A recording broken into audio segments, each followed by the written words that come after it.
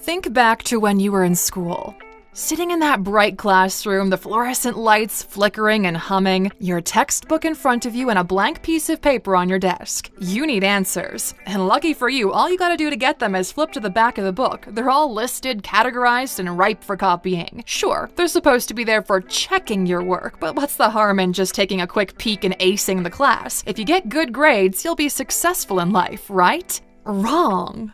Welcome to 𝐋𝐈𝐍𝐊.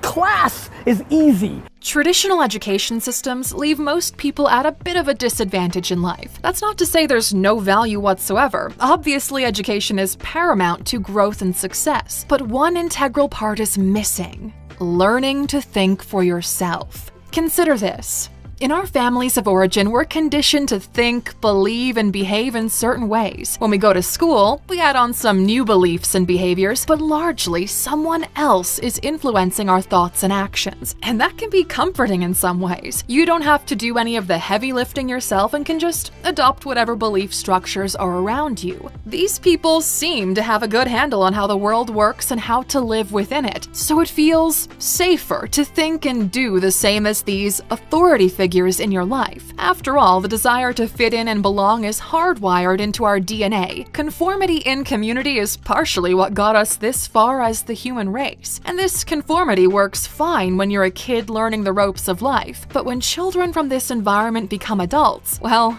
sometimes nothing changes. And when that trend continues long enough, not only is the greater population at a loss for critical thought, but so are educators. We fall into a trap of wanting to be given the answers. We want to flip to the back of the book and copy them out. We want study guides, life hacks, and how-to listicles. But that's not real life and should never be the end goal for knowledge. The key is to search for information, not advice. Though considering humanity has a long and rich history of deep and critical thinkers, how did we get here?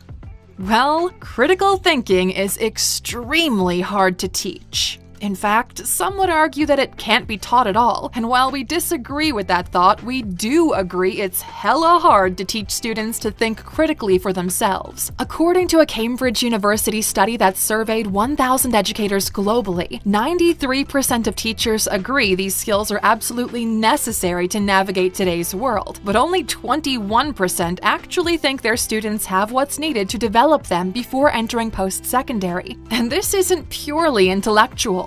Developing strong critical thought means you not only have a firm understanding of your beliefs and knowledge base, but, and this is where it gets kinda tricky, you're also open and willing to accept information that goes against your knowledge and belief structure to make changes as needed. This isn't easy though, especially for folks lacking emotional intelligence, as you can easily discover with a little reading on something called confirmation bias. By definition, confirmation bias is the human tendency to search for, favor, and interpret data in a way that reinforces previously held beliefs or values, and this happens a lot. You see it in the way many people try to back up their claims about all kinds of nonsense, from Pizzagate to the plandemic. But one of the more fascinating aspects of confirmation bias is what actually happens to our brains when the information we hold as true gets called into question. It triggers the amygdala, our fear center, and fear, 𝐋𝐈𝐍𝐊, is a one hell of a drug. For some, challenging a closely held belief is akin to waging a personal attack against them. Their amygdala responds by creating intense feelings of anger or even aggression. Our brains are designed to protect us, and this perceived threat elicits a fight-or-flight response. That's why calling out your racist uncle at Thanksgiving resulted in such an extreme reaction. On a primal level, he felt threatened by your words. Our most strongly held beliefs, in a way, become interwoven with our identity, which is why it feels so personal, why our brains are so quick to assume it's a personal attack. Understanding how this process works is one key step to refining critical thinking skills. They can't be developed if you allow your brain to be tricked into thinking it's under threat because of contradictory information. Once you work through and understand this hurdle, the doors to true critical thought can be unlocked. But keep in mind what we told you earlier.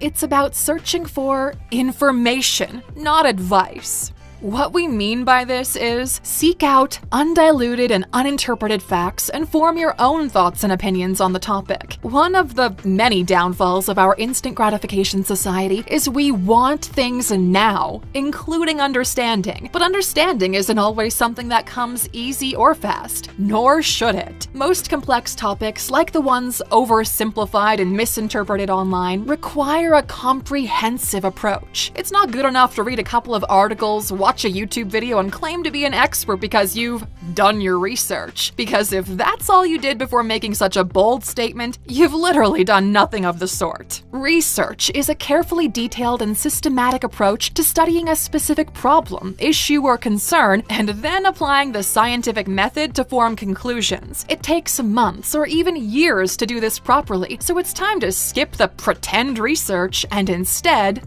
do your homework. Thankfully, this time it has nothing to do with trigonometry, unless of course you want to better understand triangles. No, doing your homework is about getting closely acquainted with the flow of information, how to find it, what sources can be trusted, and how to connect the dots. One of the major issues sabotaging people in this space is the overabundance of information we have access to, for better and for worse. I mean, it's not like schools in the 80s, 90s, and 2000s were teaching students how to spot a trustworthy source online. There hardly even was an online. But being able to do this in the moment will help you to level up your critical thinking skills and avoid falling into the paradox of choice. When the number of options available to us increases, it becomes more and more difficult to discern what is best, true, most accurate. You get the picture. So when one Google search yields thousands of articles, how can you figure out which ones carry the most weight? Well, you can start off with the basics. View everything with a hint of skepticism. Approaching topics with the motivation of, is this even true? Automatically sets you up to think more critically as your brain starts to search for red flags in the content. Things like stating opinions and feelings as fact or speaking in definitive terms are usually the first ones you'll notice. Sources are not one-size-fits-all and simply can't be treated as if they're the same. Opinion columns are not as trustworthy as academic journals. That's a fact. Confusing feelings with facts is what trips a lot of people up and gets them stuck in cycles of misinformation, which is why it's vital to always consider who created the content. Search for information on who they are, where they studied, what kinds of credentials they have, who they're affiliated with, and perhaps most importantly, who is giving them money. Examine the sources they cite in their content and do some follow-up searches to determine if there are any specific motivations or agendas at play. Are their sources credible? Do they even have sources? If questions come to your mind while doing your homework, branch off and search for those answers too. As we said, thinking critically requires a comprehensive approach, one that explores all angles of a topic before coming to a conclusion. It's easy to be manipulated online, and creating a sort of due diligence checklist for critical thinking will allow you to better navigate the news and finally think for yourself. Your critical thought is like a muscle that you can grow and flex. The more you exercise it, the stronger it is, the more naturally it comes to you. Being able to think for yourself is another one of those superpowers, Luxer. Is it in your arsenal?